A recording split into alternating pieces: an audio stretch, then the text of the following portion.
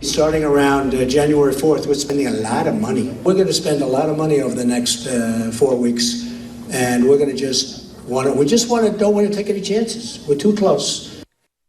A lot of money to Donald Trump. A lot of money. You got to say it right. That was Trump in New Hampshire yesterday, and he's now planning on ramping up his campaign spending, a new ad blitz on the TV airwaves, and it's going to cost about $2 million a week, according to some reports. So how will millions of dollars splash across the airwaves in early voting states? Will it twist the knives into his GOP rivals and finally finish them off? For more on this, let's bring in our roundtable to discuss. Joining us right now, Jane Velez-Mitchell, editor of JaneUnchained.com. Also with us, attorney Emily Compagno. Thank you both for being with us today. Thanks for having us. All right, Emily, Chris Cillizza from the Washington Post says Donald Trump is running the most cost-effective presidential campaign in modern history. Of course, he has to chalk that up to his celebrity status. But now that he is ready to drop some serious cash, what impact do you think this is going to have on his ability to get his supporters out to the caucuses and to the polls, because that's been in question? If this blitz really does deliver his vision and his stance on key issues, which is what he said it will, then I think it will have a tremendous impact. And here's why. Up till now, he has simply been massively entertaining. But I think everyone is a little sick of that entertainment, and obviously it's kind of bordered and trended towards the vulgar and the ridiculous lately. I would love to hear his actual thoughtful details on where he stands and his vision for the country. So it could have the potential to be really positively impactful on his campaign if he delivers on the substantive element, regardless of cost of the campaign. Well, Jane, the appeal of the Trump campaign to those who are into it has been it's been very non-traditional. Now he's going to do something traditional by these ads. Do you think he's going to take on his Republican rivals more, or do you think he's going to attack somebody like Hillary Clinton?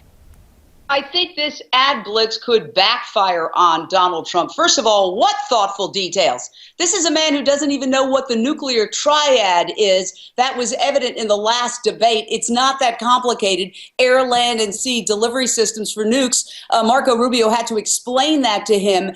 He is a man who is essentially the schoolyard bully, and he has benefited by getting incredible free media coverage because the media never knows what crazy, outrageous thing he's going to do next, so they keep covering him because, my gosh, a man who is a presidential candidate using a vulgar sexual term for a man's genitals to describe Hillary Clinton's defeat to Barack Obama. It's flabbergasting to me that he's still at the poll levels that he is, given that about a decade ago, Howard Dean's entire campaign was torpedoed because he simply yelled once. Yeah, and yet this man... Well, he's definitely redefined the political game. Hateful rhetoric and sexist rhetoric and get away with it. But my point is, I don't think it's going to work in ad campaigns because it will formalize the hateful rhetoric and reveal it for what it really is. Emily, do you think there's a chance and some fear that it could actually harm the Republican Party as a whole in the process with this huge ad blitz? Right. Of course it has that potential. I think we've already seen that, and I think we've already seen both parties harmed. I think, as you were talking about the normalization of what we accept now in terms of both rhetoric, but also what happens. So Howard Dean's campaign was derailed because he yelled once.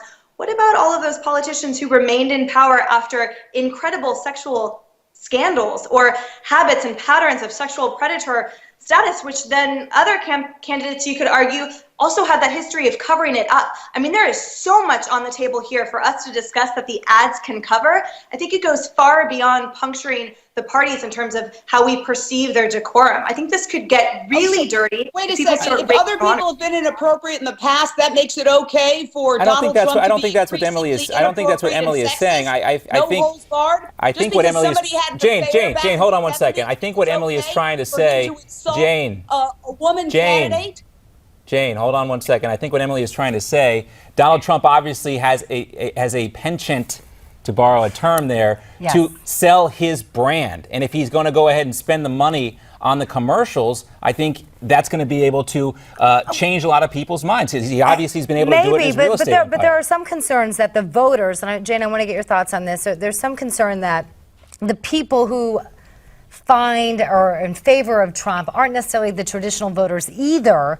And some people think it's not going to actually drive those people to the polls, that he may just be throwing his money away. Your response? I hope he is throwing his money away. I hope he throws all of his money away and then he goes away and we don't have to hear from him anymore. I mean, what is he going to say after, you're a loser, you're a weakling, you have low energy, and I want to build a big wall? What exact policies has he articulated? I mean, this is a man who is all bluster. And the reason why it upsets me and alarms me is that we're putting this person in charge of the most important office in the world, potentially. And people who are supporting Donald Trump because they think he's entertaining, Right. and well, he may have some like competition. We're all out of time for this round, but Emily and Jane, do not go away. There's still much more to come. Coming up next, during our roundtable, Trump may need those new ads if he plans to fend off his latest challenger. Just ahead, we'll discuss a new tough guy in town, that being, of course, former Florida Governor Jeb Bush, right, John? You were going to say that. Remember him? No, don't really. No. Well, he's trying to shed his nice boy image and make a comeback, and that means taking aim at some of his fellow Republican opponents. But can it work? We'll ask our roundtable. And stay tuned. Coming up after today's roundtable, find out how your smartphone may be outsmarting the government. You can't insult your way to the presidency. That's never happened in the past, and it won't happen now. Say, Donald, I'll take you on one-on-one in a debate. Anytime, any place. You name it, and I'll do it. Mano y mano, presidential candidate Jeb Bush right there coming out of his shell, challenging Donald Trump, much like he did during the last debate. Will it work, though? Returning for part two of our roundtable, Jane Velez-Mitchell, editor of JaneUnchained.com, also with us, Emily Compagno. Thanks for being back with us for round two of the roundtable. Earlier this month, guys, Jeb released an attack ad on Donald Trump for his one-liners, calling him a chaos candidate, really trying to get a lot of extra mileage out of that line in the debate. Jeb challenging Donald Trump, Jane, to a one-on-one debate. We saw this with John McCain and Barack Obama in 2008. Right. Didn't really work. Is this a sign of desperation from Trump, or does he from Bush, or does he actually think he wants to do this? Well, I think if you looked at this as high school, because they say life is high school, Donald Trump is a schoolyard bully, and people who feel powerless are sort of gathering behind him. And Jeb Bush is kind of the goody two-shoes nerd who's had sand kicked in his face by Donald Trump, described as low energy, and who's been portrayed as a weakling. And Jeb Bush, even though he's launching attack ads and criticizing Marco Rubio, that's a distraction. He needs to go after Donald Trump and take the power back. And that's something that I think, if he can find it within himself to do, could revitalize his campaign, because he has really played softball, and he needs to come out and expose Donald Trump for the person he is. I saw an interview he did on Business Insider where he really eviscerated Donald Trump and exposed his policies as basically just blather and rhetoric and childish and things that could never be accomplished. Well, why doesn't he say more of that? Why doesn't he go out there? I don't think it's his style, and I gotta be. War against Donald There's no Trump. appetite. I don't think it's his style, for it from the voters. It's not believable. There's no appetite for anything Jeb Bush has to say, especially when it comes to attacking Donald Trump. Emily, I guess, why didn't Jeb Bush do this at the beginning of the campaign? He might have been a little stunned in the beginning and probably starting out on a more conservative way, but I don't personally feel that kind of engaging in that same pejoratives, I think all it does is further the same backlash and outrage that everyone is purporting to have. So with these name callings and whatnot, if everyone, especially and specifically the candidates, focused far more on the substantive issues, it would not only be refreshing, but it would be far more educational. Because at this point, Donald Trump, of course it's easy to call him a bully and that the powerless are rallying behind him, but that only seeks to really divide even further how divided this country and all of these parties and these two parties and everyone within them are. I think there are numerous beasts in the room right now. It is not only Donald Trump, and there are different types of beasts here. There's a lot of insidious kind of things in these candidates' past and things that they have called that they have done that I think it's really worth exploring, but more importantly, it's worth exploring these substantive issues. So if everyone is saying he's such a blowhard and all he does shout. Well, then let's give him a chance to talk about his substantive issues. What are his stance on these entitlement programs? What are these ads going to say? And in terms of Jeb's, kind of lashing out, that does serve a purpose in that he's going after one who's ahead of him in the polls. And I know we're going to get to his attack on Rubio next, but I just feel in terms of strategy, it would behoove everyone to focus on what they can deliver rather than what it's obvious. Well, I want to go to that ad because we only have a few minutes remaining right now. So let's talk about that ad that Emily brought up. Jeb Bush's super PAC, Right to Rise, released a campaign ad today taking aim, as she just mentioned, at Senator Marco Rubio. Let's take a look at that. Days after the Paris attacks, senators came together for a top-secret briefing on the terrorist threat. Marco Rubio was missing, fundraising in California instead. 2 weeks later, terrorists struck again in San Bernardino. And where was Marco? Fundraising again. We're running out of time, so really just a word from both of you on whether or not you think this will be effective. Emily, effective, yes or no? Only slightly, because Rubio has already addressed that quite effectively in his own arguments when he said, yes, I was campaigning.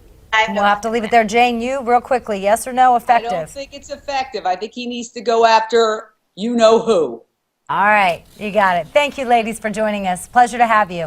Emily and Jane Velez, thank you very much. All right, President Obama may have met with world leaders in Paris to discuss climate change, but it appears he's got plans of his own. The New York Times has reported that President Obama is planning to implement massive climate change regulation without ratification from Congress. This means the president is abusing his executive power to funnel global warming money at will and wherever he wants. But there is solid science behind global warming and their claims from some scientists? Former Reagan White House advisor and NASA scientist John Casey says no. In his book Dark Winter, Inside Dark Winter, you'll see the NOAA satellite data that proves the Earth is cooling.